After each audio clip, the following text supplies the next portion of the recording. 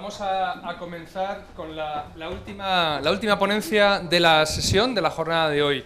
Muy bien, pues vamos a cerrar la sesión de hoy, la primera jornada de finanzas personales del Instituto Juan de Mariana, con Juan Ramón Rayo, que es economista, es profesor del Centro de Estudios ONMA y es director de nuestro instituto. Juan Ramón Rayo nos va a presentar una ponencia titulada El fin de las pensiones públicas, privatización o desprendimiento. Muchas gracias, Juan Ramón. Muchas gracias, Luis Alberto, y muchas gracias a la Fundación Rafael del Pino por el inmenso honor que supone poder aprovechar sus instalaciones, sus magníficas instalaciones, para desarrollar este tipo de eventos. La verdad que el instituto, como siempre digo, a pesar de que nos acusen de estar subvencionados por grandes multinacionales de todo el planeta, pues es un instituto bastante low cost, y por tanto este tipo de ayudas como la que nos proporciona la Rafael del Pino al cedernos esta magnífica sala y este magnífico sistema informático y audiovisual, pues es básico para que este acto salga tan bien como creo que ha salido. Pues bueno, mi propósito con esta última charla no es tanto de asesoramiento financiero, porque yo no soy asesor financiero, ya habéis tenido previamente a unos estupendos asesores financieros que ya han hablado sobre el tema, sino quizá hacer un cierre un tanto más político. Al fin y al cabo el instituto también tiene esa finalidad de tank, ¿no? De tratar de presionar para que cambien las ideas establecidas en el mundo actual. Y mi reflexión es, bueno, como ahora vamos a ver, las pensiones públicas no son lo ideal, no son el mejor sistema posible para no estafar a la gente, sino que son precisamente un fraude institucionalizado, pero ¿cómo podemos desembarazarnos de ellas? Porque ahora veremos que no es tan sencillo. Y lo que me planteo es, ¿la manera de desembarazarnos de ellas será la privatización o será el desprendimiento? Y a partir de ahí, claro, si es una o la otra, la estrategia a seguirse deberá ser una o la otra. Bueno, el sistema público de pensiones creo que es claramente insostenible.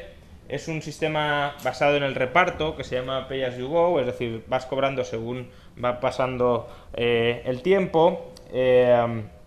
Y básicamente, como todos sabéis, pues los jubilados actuales cobran las pensiones no con cargo al ahorro que han generado a lo largo de su vida laboral, cuando son capaces de generar renta, sino que lo que hacen es, cuando son jóvenes y están en activo, generan renta para satisfacer las pensiones de los jubilados de ese momento, a cambio de devengar un derecho contra los futuros trabajadores que desde luego, o a los que desde luego no se les ha preguntado en ningún momento si quieren participar de este ruin esquema, pero a los que sí se les incluye como contraprestación por haber sido atracados en las generaciones presentes. Por tanto, como digo, las generaciones actuales cotizan en T0 para cobrar la pensión en T1, con cargo a las contribuciones de los trabajadores en T1, y los trabajadores en T1 cotizan en T1 para poder, a su vez, arrebatarles su renta, su riqueza, a los trabajadores en T2. En cierta medida podemos decir que el sistema público de pensiones es una especie de extensión del altruismo recíproco que existe en los grupos sociales, también en las familias, de yo te rasco la espalda para que tú me la rasques a mí. Con las pensiones sucede un poco lo mismo, ¿no? Yo ayudo a tus padres o ayudo a mis padres a cambio de que cuando yo sea adulto tus hijos me ayuden a mí o tú me ayudes a mí. ¿Bien? Lo que pasa es que en grupos pequeños donde el control está muy extendido, donde la supervisión es mutua, donde hay redes de confianza bastante extendidas, donde además no estamos ante un sistema institucionalizado y burocratizado con derechos, sino que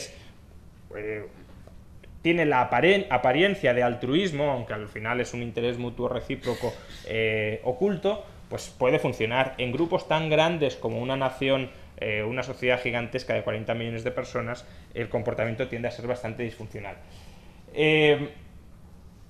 Por tanto, el problema del sistema público de pensiones, como ya sabéis, se manifiesta o se empieza a manifestar cuando o no tenemos un perfil demográfico creciente, es decir, cada vez no hay más gente entrando en el sistema para alimentar las bocas de los pensionistas que han devengado una pensión en el pasado, o si tenemos una población estancada o decreciente, cuando no estamos experimentando incrementos brutales en la productividad de los trabajadores que permitan compensar la caída de la masa laboral.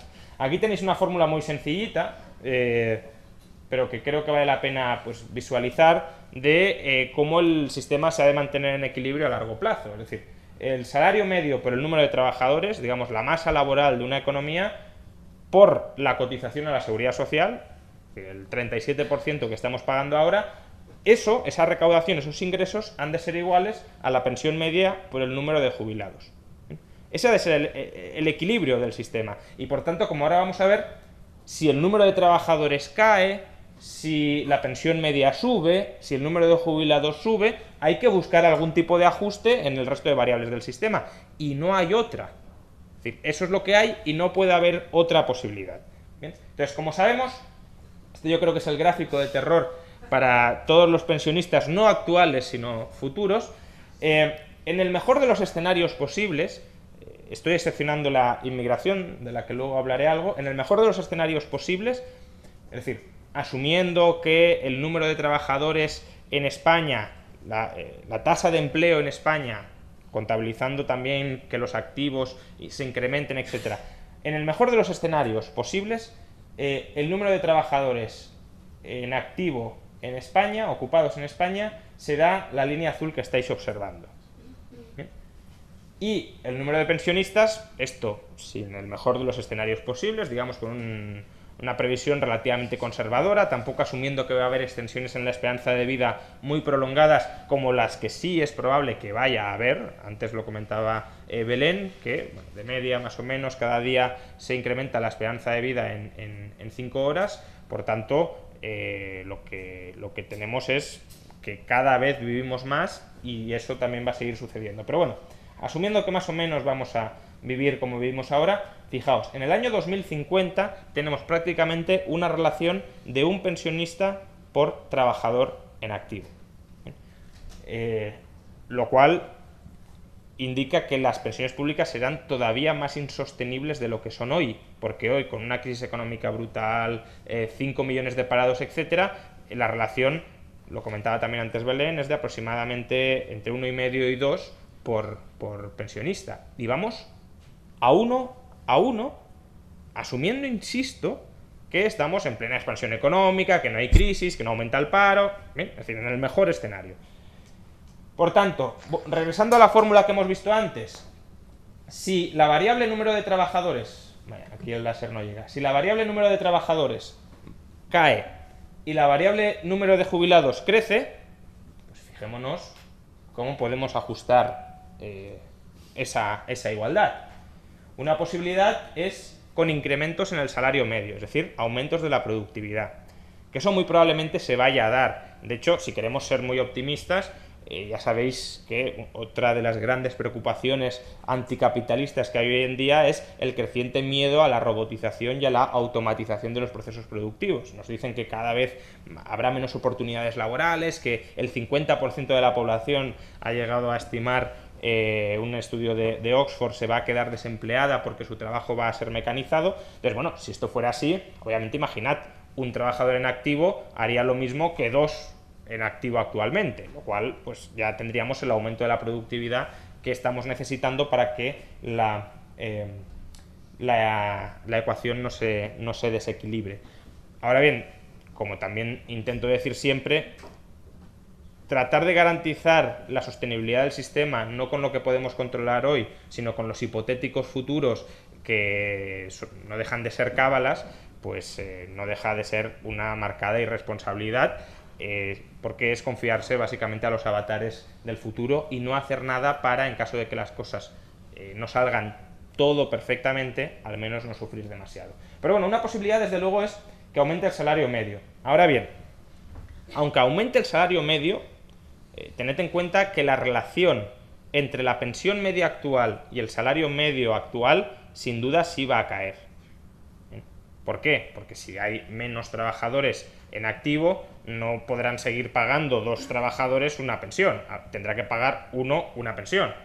Bien, y por tanto, el porcentaje, digamos, del último salario que sea percibido por el pensionista, eso sin duda caerá. Y eso es importante de cara a planificarse el desnivel o el salto en la calidad de vida que van a sufrir los jubilados. Porque si están cobrando 100 y de repente les cae a 40, pues ahí obviamente habrá que tratar de pues modular y equilibrar intertemporalmente ese desajuste. Otra posibilidad es aumentando el número de trabajadores. Eso demográficamente no parece que vaya a ser así.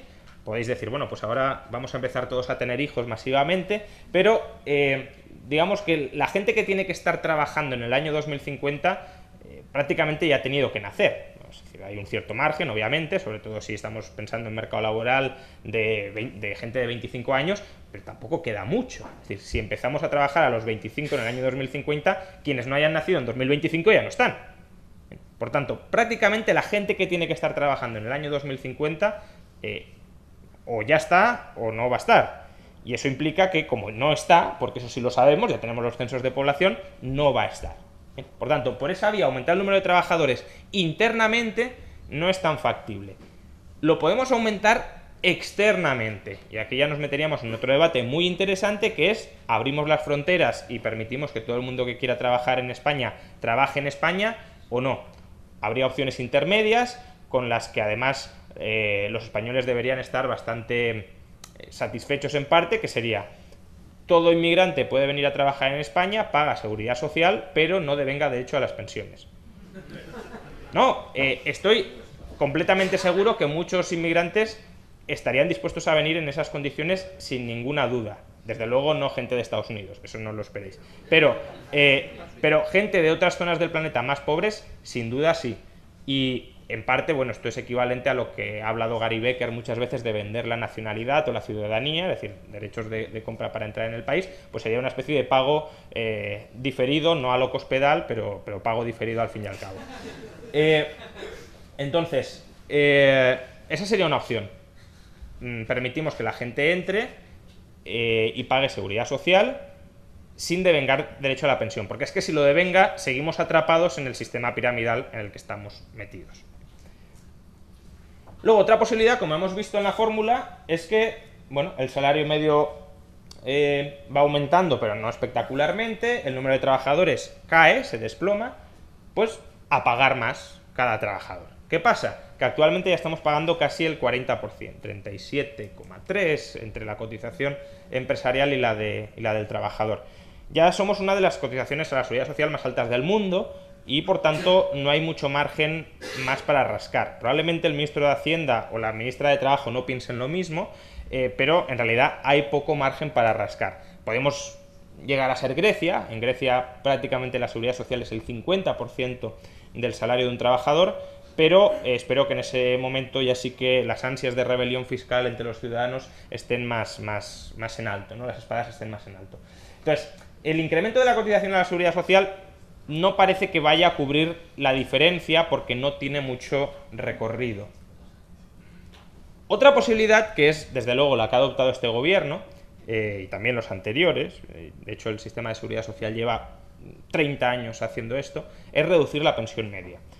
Reducir al menos las condiciones de devengo de la pensión media. Es decir, tú has devengado una pensión y a mitad de la partida te dicen: no, pero este derecho que tenías te lo reducimos un 30%, porque o te vas a jubilar, bueno, vas a cobrar menos, te vamos a exigir más años para llegar al 100% de la pensión, antes pagabas la seguridad social y te dábamos la sanidad con el pago de las cotizaciones a la seguridad social, ahora has de pagar IRPF, IVA céntimo sanitario, etcétera, etcétera. Entonces, todo eso han sido recortes en la prestación media que se ha recibido del sistema. Por tanto, en la pensión media. El gobierno, en la última reforma de las pensiones, ¿qué ha hecho? Pues bueno, ha instituido un sistema que supuestamente permite equilibrar macroeconómicamente ingresos y gastos. ¿Cómo? Pues que si hay desequilibrio, se congelan las pensiones. Bueno, se revalorizan un 0,25, que actualmente está bien para el pensionista porque estamos en deflación, es decir, incluso está ganando poder adquisitivo, pero cuando regrese la inflación se seguirán revalorizando un 0,25. ¿Eso qué implica? Que de facto, a menos que queramos incumplir el propio sistema que el propio gobierno se ha dado ante la insostenibilidad del sistema de pensiones, de facto las pensiones se van a congelar en términos nominales y van a ser devoradas en términos reales. Por tanto, una reducción persistente en la pensión media. Otra posibilidad es reducir el número de jubilados, no como propuso el ministro japonés de Sanidad, sino alargando la edad de jubilación, que es otra de las maneras por las que esto se va a, sin duda, a instrumentar y por las que ya se ha instrumentado. Obviamente, si tú obligas a la gente a que se jubile a los 67 o a los 70, el número de jubilados se te reduce. ¿Por qué? Porque cuando tienes 68 ya no eres jubilado, estás en activo y por tanto estás trabajando. Y luego, ya saliendo de la fórmula, porque veis que estas son las posibilidades que hay dentro de la fórmula y no hay más, otra posibilidad que cada vez está ganando más pues relevancia y se está defendiendo más es el sistema de seguridad social. Es un sistema supuestamente contributivo, es un sistema en el que tú cobras en función de lo que has cotizado a lo largo de tu vida. De hecho, si tú no has cotizado, hay otro sistema que va por fuentes independientes, aunque durante mucho tiempo los pensionistas lo estuvieron pagando a través de la seguridad social, pero actualmente está extraído, que son las pensiones no contributivas. Es una pensión asistencial, básicamente, no una pensión que esté vinculada a lo que tú hayas pagado. Pero de lo que se está hablando, y cada vez vamos más hacia ahí, es de hacer todo el sistema asistencial, es decir, que pierda cualquier trazo de contributividad que haya tenido a lo largo de su vida. ¿Eso en qué se observa? En que las pensiones máximas cada vez son más bajas, sin que bajen tu cotización máxima, es decir, pagas lo mismo que antes, pero no cobras lo mismo que te habían prometido, y en que las pensiones mínimas o suben o se mantienen, pero en todo caso la diferencia entre ambas es cada vez menor. Entonces, este sistema asistencial, ¿cómo se termina de completar? Dotando al sistema de fuentes que no sean cotizaciones a la seguridad social, es decir, pagar las pensiones con IRPF, IVA, etcétera, etcétera. Otra posibilidad para hacerlo esto de manera disimulada sería pues empezar a añadir, que ya se está haciendo, empezar a añadir complementos a las pensiones con cargo a presupuesto. Tú dices, bueno, las pensiones se congelan, pero como es un nivel muy bajo, yo las subo o recorto las pensiones, pero como es un nivel muy bajo, pago la diferencia del presupuesto general del Estado con un complemento que me invento, lo que sea. Además, eso también permite comprar votos de manera mucho más clara, ¿no? Entonces, hacia eso probablemente vayamos. Lo que pasa que al final, es decir, el capital no tiene mucho margen para pagar impuestos, y de hecho luego hablaré sobre esto, y por tanto, si los impuestos los termina pagando el trabajador, o bien a través de renta, o bien a través del consumo, que no lo pagues a través de seguridad social da un poco lo mismo. El dinero al final sale del mismo sitio, sale de los mismos bolsillos, y si no puedes pagar más cotización a la seguridad social, tampoco puedes pagar muchos más impuestos, a menos que te recorten otros gastos. Pero entonces tienes el problema y las protestas sociales de usted me ha quitado 5 años de educación gratuita para mis hijos, usted me ha quitado el tratamiento sanitario de por aquí y de por allá, etc. Vale, entonces, mi previsión, que obviamente, pues como todas las previsiones, es perfectamente falible, perfectamente refutable por el devenir de los acontecimientos, pero creo que una previsión no demasiado pesimista ni demasiado optimista es la siguiente. Veremos una caída progresiva de la pensión media con respecto al salario medio. Eso no significa necesariamente que las pensiones vayan a bajar. De hecho, si esperamos un mínimo crecimiento económico, probablemente las pensiones sigan subiendo, pero la relación entre el salario medio actual y la pensión media actual, sin duda, o muy probablemente, eso sí va a caer. Actualmente la pensión media son la de jubilación, quito la de viudedad de ahí porque si no baja, la de jubilación son 14.000 euros anuales, el salario medio estamos hablando de 23.000 aproximadamente, por tanto la pensión media es del orden del 60% del salario medio, no del último salario de los últimos años de salario, sino del salario medio de toda la economía. Por tanto, vamos a ver que ese porcentaje decrece al 50 o al 40%, y además esto combinado con alargamientos de la edad de jubilación. Yo creo que todos o muchos de los que estamos en esta sala está claro que nos vamos a jubilar como mínimo a los 70, ¿bien? Si no más. Bien, entonces, vista esta ruina, porque al final, claro, es pagar lo mismo o pagar más para recibir menos. Vista la ruina y el fraude del sistema de pensiones, es un fraude en la medida en que te meten de cabeza en él, tú no eres consciente de lo que te están haciendo, de cómo te están introduciendo poquito a poco en el matadero, y al final te descubren el hacha para trocearte el cuello. Pues bien, vista esta estafa del sistema público de pensiones, claro, uno se plantea, ¿y ante esto qué hacemos? Y los liberales, pues la vía tradicional que hemos defendido es, esto hay que privatizarlo, hay que desembarazarse de esta estafa, hay que permitir que la gente escoja voluntariamente, y por tanto, ya no meterla en este esquema Ponzi institucionalizado. Entonces, esta es la vía que quiero explorar ahora. A mi juicio, la privatización es muy complicada. No digo que sea imposible, hay gente que dice que es imposible, que no se puede hacer de ninguna de las maneras. No es verdad, se puede hacer, pero ahora veréis que con las condiciones que son necesarias para hacerla, creo que todos vamos a llegar a la conclusión de que políticamente no es muy probable que lo veamos. Vale, ¿qué hay que hacer? Primero, estabilizar el gasto en pensiones. ¿Esto cómo se estabiliza? Alargando la edad de jubilación a los 70 años, exigiendo 40 años de cotización, actualmente son 37, para cobrar el 100% de la base reguladora. Y a su vez, mantener la pensión media de jubilación y de viudedad en el equivalente a 11.000 euros con poder adquisitivo de 2013. Por diversos mecanismos se puede hacer, porque obviamente la pensión media actualmente, ¿por qué sube? No porque los políticos estén diciendo revalorización de las pensiones, sino simplemente porque no están revisando las condiciones de jubilación y claro, hoy están entrando al sistema personas que han cotizado a niveles altos y por tanto la pensión media les sale alta. De hecho, cada mes la pensión media sube. Si se tiene que estabilizar en 11.000 euros, en 2013 la pensión media era de 12.000, obviamente no solo tiene que haber un recorte de las pensiones actuales, sino que además tiene que haber un recorte de las condiciones y de los términos de la jubilación. Tiene que haber una revisión retrospectiva y retroactiva de las pensiones de las condiciones de jubilación para estabilizar el poder adquisitivo medio de las pensiones en 11.000 euros. Son reales, es decir, ahí sí que habría una revalorización de las pensiones por la inflación. A lo mejor os puede parecer una cifra muy magra, pero vamos hacia eso, porque el gobierno dice, sí, se revalorizan, pero la inflación se te lo come. Yo aquí estoy hablando al menos de esos 11.000 que sean reales y que se mantenga el poder adquisitivo. Y además, y esto es lo más probablemente antiliberal, pero es que no hay otra, sería necesario un impuesto extraordinario del 10% sobre las rentas del trabajo y del capital que fuera decreciendo durante el tiempo, durante los próximos 40 años. Por tanto, estás fastidiando a los que cobran y estás fastidiando a los que pagan. Hombre, del 10% ya es bastante menos de lo que tenemos ahora. Ahora estáis pagando en pensiones aproximadamente el 30%.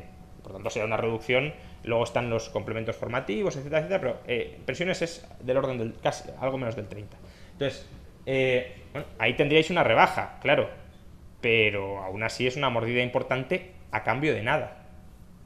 Porque ahora estáis pagando casi el 30% a cambio de que os paguen una pensión en el futuro. Eso sería el 10% y usted no ve nada. Es un 10% para que le dejemos no pagar el otro 20%, digamos. Aquí tenéis una simulación de qué sucedería con este doble escenario. Bueno, he puesto dos escenarios. Uno es contabilizando que entran casi 4 millones de inmigrantes que cotizan a la Seguridad Social y que no devengan derecho a pensión, que sería la línea de mayores ingresos, el escenario 2, pero asumiendo que tampoco va a haber libertad migratoria, por desgracia, lo más probable es que estemos en el escenario 1. Y como veis, incluso con estas medidas, el gasto en pensiones supera hasta el año 2040 a los ingresos del sistema. Recordad que aquí los ingresos del sistema vienen dados por ese impuesto extraordinario del 10%. Y a partir de 2040 ya se va abriendo una brecha que permitiría tanto reducir el impuesto como ir amortizando la deuda que se haya acumulado previamente por esos diferenciales entre ingresos y gastos. Por tanto, hacer se puede hacer. Ahora, que no es... Bueno, aquí habría que añadir otra opción que es más difícil de contabilizar, que es liquidación y venta de activos públicos.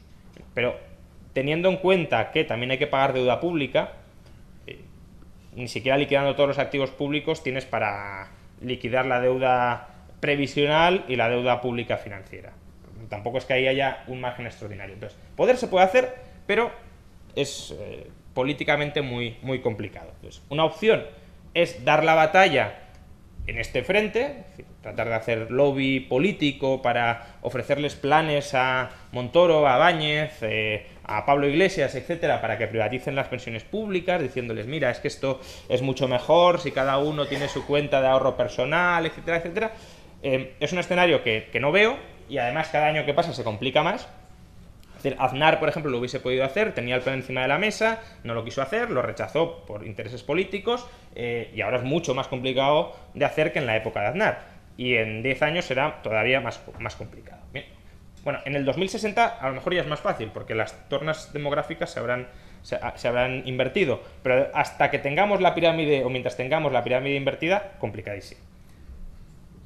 ¿Cuál es la alternativa? Por no enviaros a casa deprimidos después de estas magníficas jornadas de formación financiera. Pues yo creo que la alternativa es pensar menos en reformas políticas y más en gestionar nuestro propio ahorro y nuestra propia independencia financiera. Es decir, desprendernos del sistema público. Saber que está ahí, que probablemente cobremos algo, pero no basar nuestros términos de la jubilación en esa pensión pública que, como hemos visto, lo más probable, no es una previsión apodíctica, pero lo más probable es que sea decreciente con el tiempo.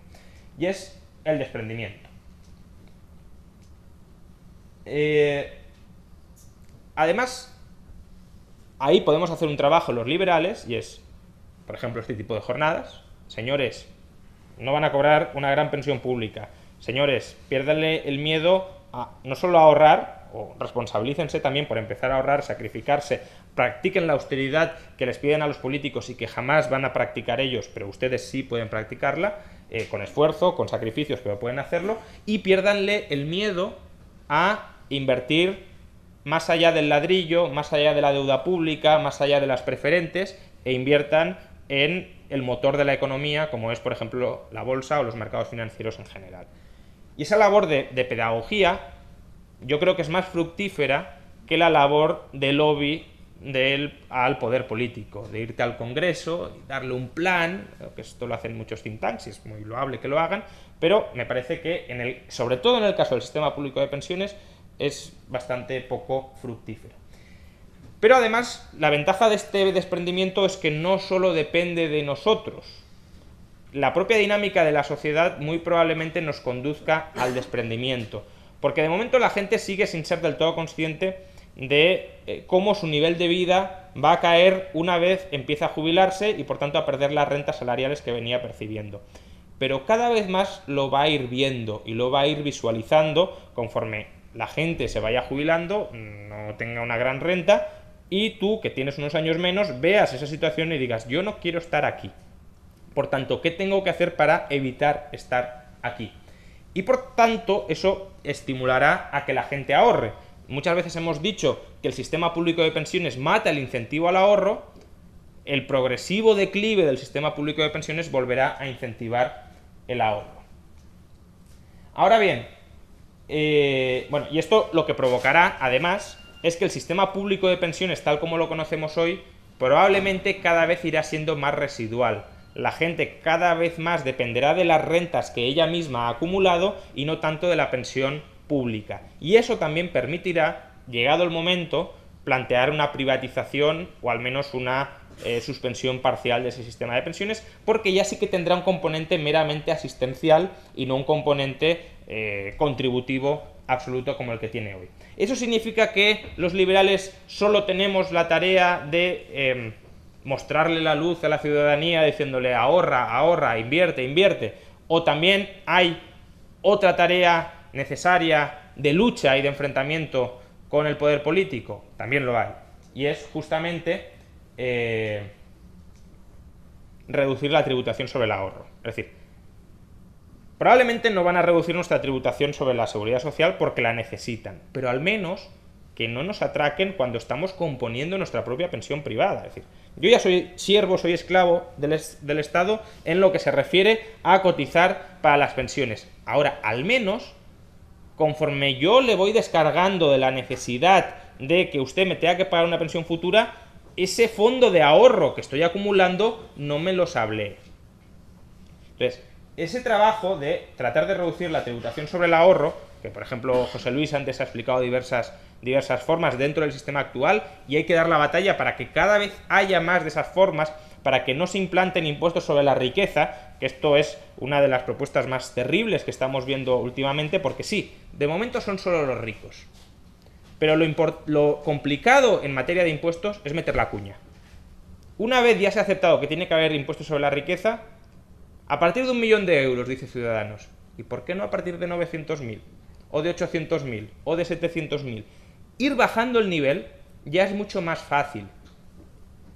Justificar que tú le puedes quitar, aunque sea una pequeña parte a la gente de su herencia o de su patrimonio, eso es de entrada el shock, que es mucho más difícil de convencer a la gente. Pero una vez ya la gente ha asumido que es legítimo que el Estado te quite una parte de tu propiedad o de tu herencia, pues ¿qué más da un poquito más o un poquito menos? ¿O qué más da a un porcentaje algo mayor de la población o a un porcentaje menor? Por tanto, son este tipo de iniciativas de gravamen sobre la riqueza, sobre el patrimonio, en un país que además, como España, ya tiene unos gravámenes muy elevados, muy por encima de la media de la eurozona y muy por encima de las célebres socialdemocracias nórdicas, son este tipo de iniciativas las que hemos de combatir para indirectamente contribuir a eliminar y a aparcar y a desembarazarnos del sistema público de pensiones. No tanto, mi consejo, mi perspectiva, no es tan importante mostrar a la gente planes o viabilidades de cómo privatizar las pensiones públicas, que está bien que los haya para que tampoco nos acusen de hacer discursos vacíos, sin ningún tipo de conexión con la realidad, pero yo creo que de ahí vamos a rascar muy poco. Donde sí podemos rascar es diciéndole a la gente: tienes que ahorrar, no vas a cobrar pensión suficiente, y segundo, luchando contra los políticos que lo que quieren es cargarse el ahorro de la gente. Muchas gracias.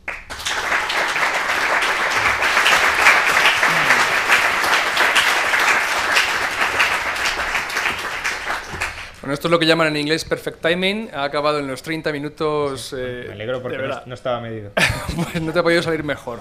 Muy bien, pues nos queda tiempo para unas preguntas, 15 minutos, como el resto de los ponentes. Veo aquí una primera mano con José Luis, número 2, el caballero de la chaqueta, y número 3, el caballero de la camisa. Vamos a empezar por aquí, por favor. Sí.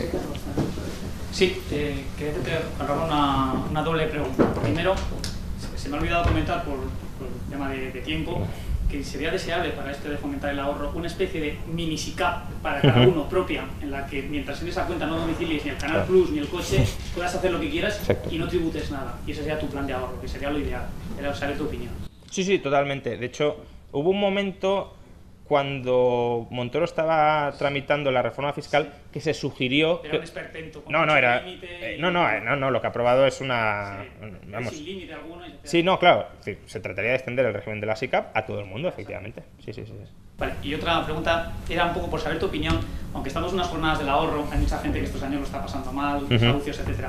Desde un punto de vista ético o incluso jurídico, podría plantearse, quisiera saber tu opinión de decir, a ver, una persona desahuciada que ha estado trabajando 15 años, 20 años, no es tan pobre como lo pintan. Tiene unos derechos de cobro frente al Estado en el futuro. No de alguna forma, ya que se han rescatado bancos, se han rescatado a tanta gente, ¿no podría haber implorado que le rescataran de alguna forma con un aval o algo para poder refinanciar esa deuda o ese alquiler? ¿Era tu punto de vista? ¿Qué opinabas de esta medida? Porque no es tan pobre la gente. No, desde luego, no es mala perspectiva tratar de movilizar los derechos que tiene devengados contra el Estado. Hacerlos líquidos de alguna forma. Efectivamente. Podría, no solo con el aval, podría decir, yo renuncio a un 50% de mi pensión y tú me pagas la casa. Sí, no, es una buena perspectiva, desde luego. Porque es que al final la casa, y con esto se ve muy claro también la necesidad del ahorro y de las pensiones, es decir, imaginad que los jubilados no tuviesen masivamente casa en propiedad. Pues es que las pensiones efectivas serían muchísimo más bajas. En España, afortunadamente, o desafortunadamente, porque a lo mejor habría otros instrumentos mejores, pero al menos sí hay un patrimonio muy extendido que es la vivienda, y eso también permitirá que aunque las pensiones caigan, al menos es que el techo lo tengas. Y eso es fruto del ahorro y de la capitalización en materia inmobiliaria. De lo que se trata es de extender esa misma cultura, esa misma idea a otros activos que no sean la vivienda, que tiene todos los problemas que antes Belén ha comentado. Hola, muchas gracias, me ha gustado mucho la presentación. Yo quería preguntarle, desde el punto de vista político, ¿sería posible implantar el modelo británico, en el cual tú sigues pagando pero te dan la oportunidad de salirte? Y creo que ese salió, no sé si fue el 90 y muchos %, ¿no? Siguen pagando durante un tiempo para mantener a los jubilados que ya estaban, pero al mismo tiempo se les da la oportunidad de salirse de ese sistema y poder hacer el suyo propio privado. No me consta que ese sea el modelo británico. Pues es lo que tengo entendido. No sé si el chileno sí fue así, pero ahí lo que había era una masa juvenil enorme, que en España ahora mismo no existe. O sea, eso en España, quizá ya me ha confundido, o sea, quizá me haya confundido con el británico.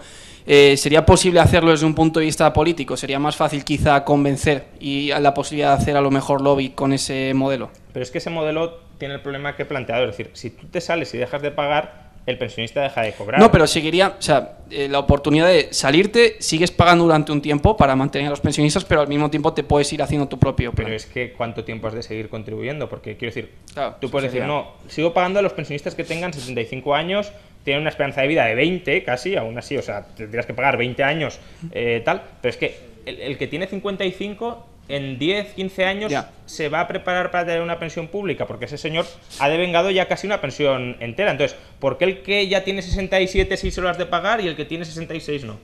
Entonces, en la medida en que lo quieras hacer medianamente racional, tendrías que ir reconociendo derechos que se hayan devengado hasta ese momento. Les puedes imponer una quita, ¿vale? Pero les tienes que reconocer derechos. Y si haces todo eso, tienes el modelo que hemos visto que no era políticamente viable. Es decir, la idea de el contracting out, de yo me voy del sistema y dejo de pagar, está muy bien cuando no hay deudas. Cuando las hay, eso se ha de repartir de alguna manera o le has de imponer una quita al acreedor. ¿Cuál es el problema? Que es que el acreedor es gente que ya en muchos casos no tiene mecanismos para readaptarse. Gracias. Gracias por la charla, Juan Ramón. Quería preguntarte, ¿qué te parece la idea de crear un fondo soberano como vehículo como herramienta de inversión estatal, como el noruego, por ejemplo? Bueno, si tienes petróleo... O sea, yo creo que...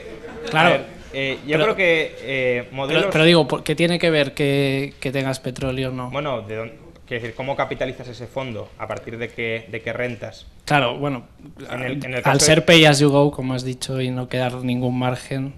Lo dices para pagar las pensiones. Claro, pero claro, es que digo- el dinero con el que capitalizas Efectivamente. es el que Porque necesitas España, no lo sé, pero ¿tiene algún fondo soberano actualmente?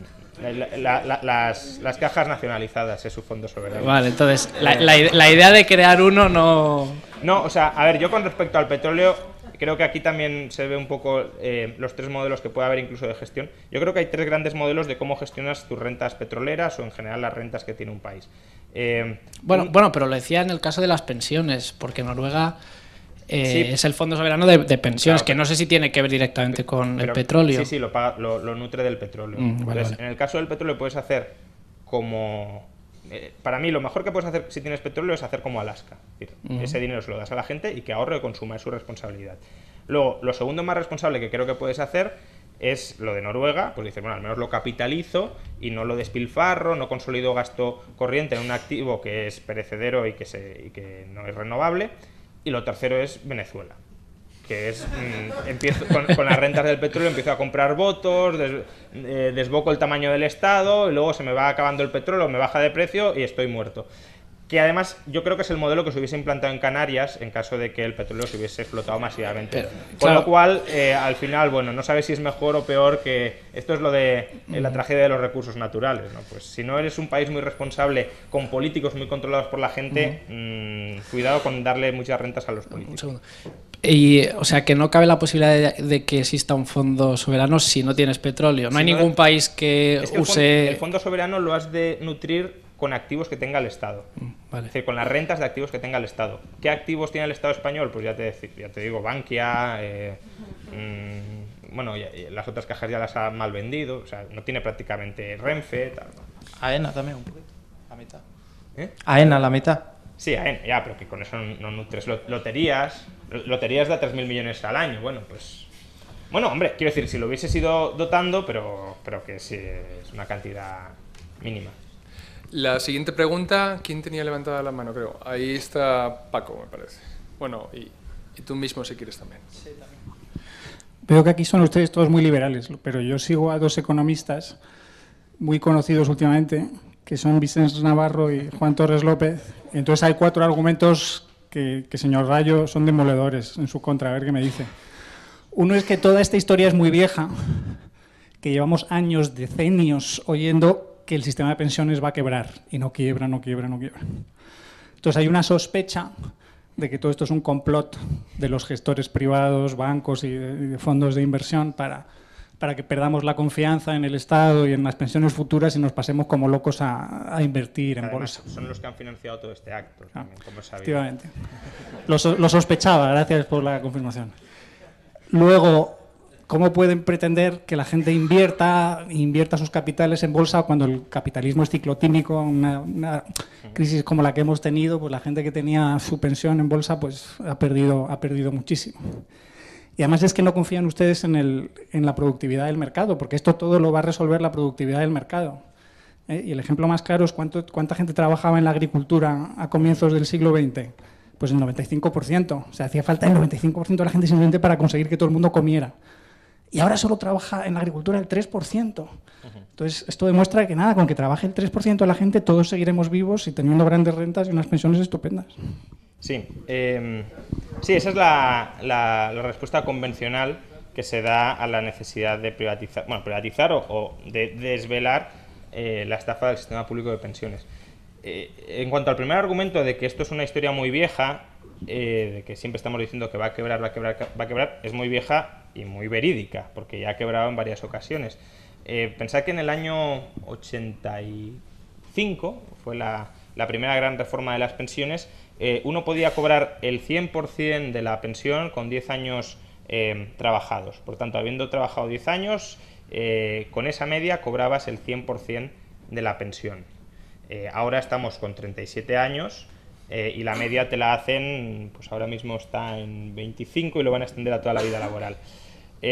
Además, hasta el año 94 la sanidad se pagaba con cargo al sistema público de pensiones, eso también te lo han quitado y por tanto tienes que pagar más impuestos para recibir lo mismo, y eso, pues si tú tienes un derecho de cobro frente a un fondo y te dice, no, te iba a pagar la sanidad, pero ahora la sanidad ya no te la pago, ¿no? Imagínate un seguro que te dice, no, te cubro accidente, tal cual, y te dice, no, mira, los accidentes has tenido uno y no te lo voy a pagar, porque es que no puedo. Pues dirías, este fondo ha quebrado.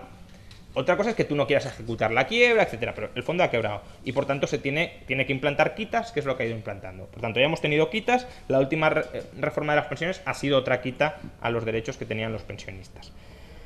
El segundo argumento de que cómo vamos a confiar en los mercados financieros es verdad, y eso es un tema de cultura financiera, tratar de que la gente supere sus miedos, y desde luego argumentos como el de Navarro o el de Torres no contribuyen a que la gente experimente y supere sus miedos. Es una forma de mantener a la gente alejada de los mercados financieros y de que por tanto sea una especie de profecía autocumplida. Como tú nunca has experimentado con el sistema, con las pensiones privadas, con el mercado de capitales, mejor no experimentes y no aprendas nunca, y siempre será cierto que nunca sabrás. Pues algo aprendes practicando, tropezando, levantándote, y para eso te tienes que sumergir, o tienes que acudir a charlas, o tienes que formarte, o tienes que buscar asesores.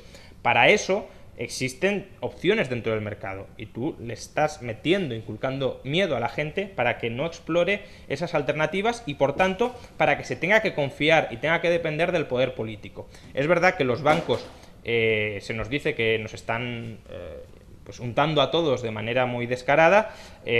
Casualmente, siempre que uno está intentando recomendar pues que la gente invierta, etcétera, el mensaje que acto seguido siempre acompaña es: pero no lo hagáis con los bancos, porque los bancos son meros comerciales que no van a gestionar en absoluto vuestro patrimonio de ninguna de las maneras mejores posibles. Por tanto, buscad asesores independientes que incluso no estén pagados por los fondos que os van a asesorar para vender, porque entonces ahí hay un clarísimo conflicto de intereses que puede ir en perjuicio del cliente. Buscad gente con criterio, gente de cuya honorabilidad os fiéis, gente que tenga un buen track record de rentabilidades altas a través de métodos de inversión que podáis comprender, y no en ningún caso los bancos, que son meros colocadores de deuda pública del Estado. Es decir, son ellos los que deberían en todo caso estar aplaudiendo a la industria bancaria por estar financiando al Estado, a los soberanos, de manera muy barata y asequible.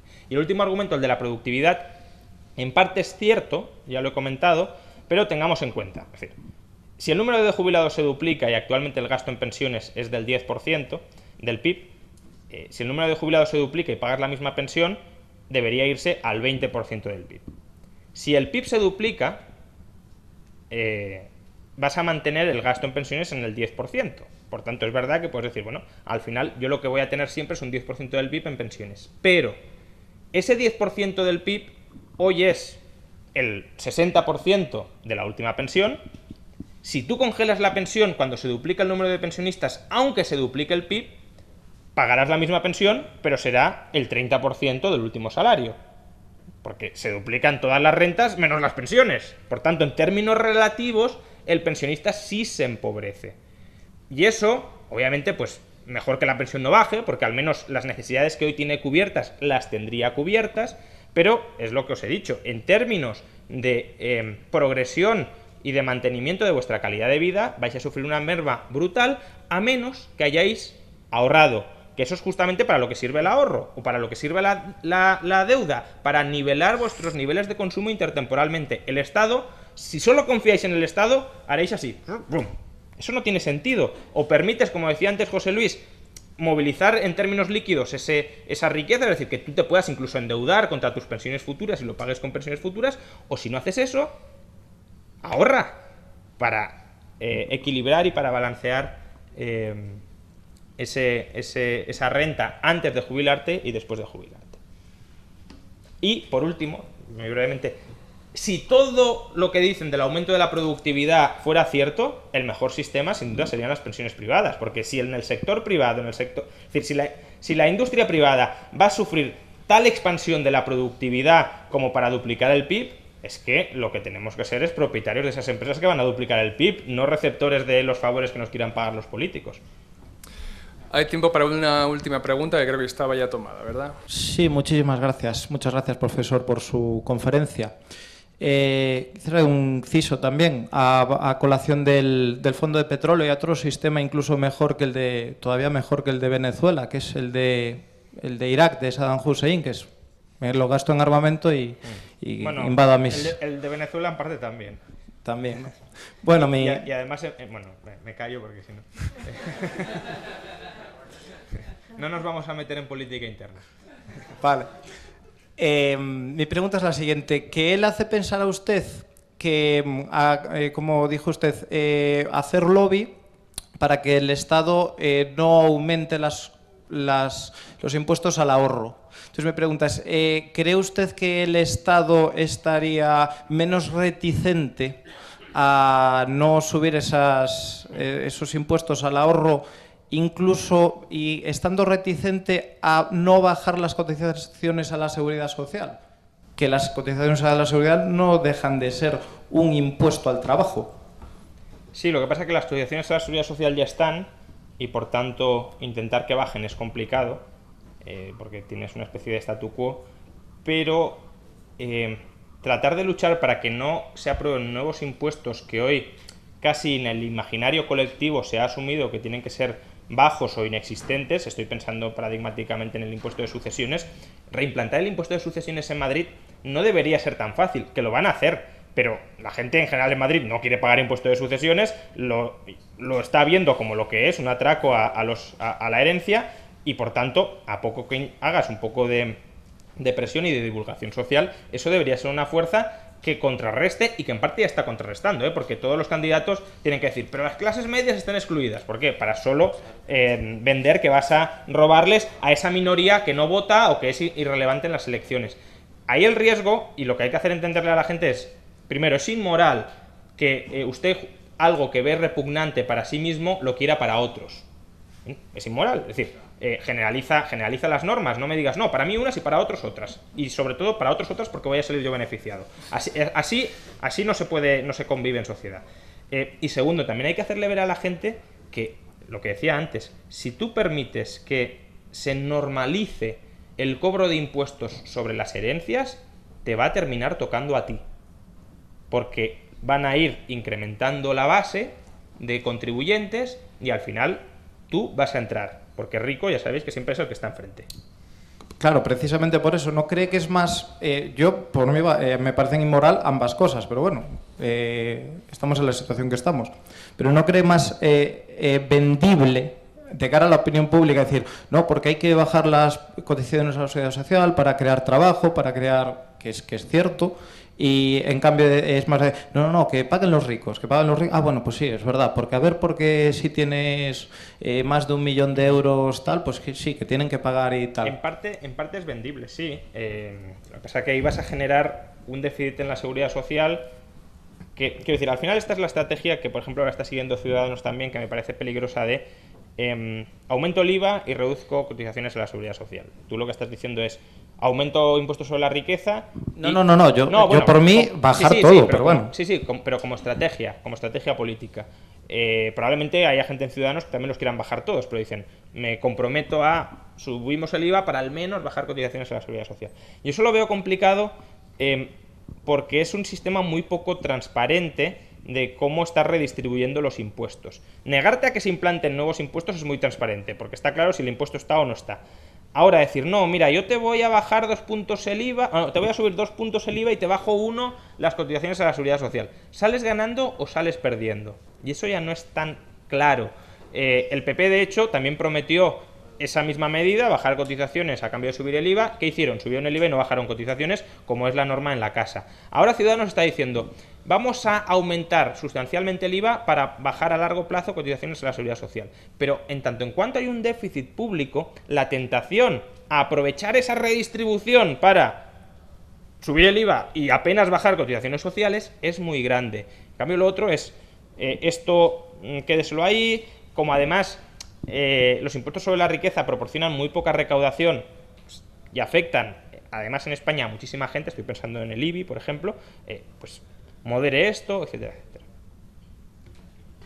Muy bien, muchísimas gracias, profesor Rayo, por las respuestas y por su ponencia. Muchas gracias. Muchas gracias a todos.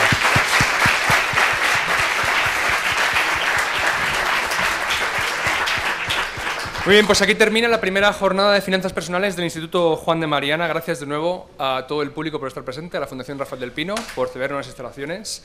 Yo les animo a seguir las actividades del Instituto en la página web que ya conocerán muchos, www.juandemariana.org, donde pueden encontrar el calendario de actividades de conferencias semanales en nuestra sede todos los sábados hasta que comience el verano, allá por el mes, a finales de junio. Habrá conferencias similares en nuestra sede situada en La Latina. La dirección está en la página web. Y si desean hacerse miembros del Instituto o colaborar con nosotros, de alguna manera, por favor, no dejen de escribirnos un mail a las direcciones que encontrarán en la página web. Y con todo esto, gracias por haber estado aquí presentes y hasta la próxima.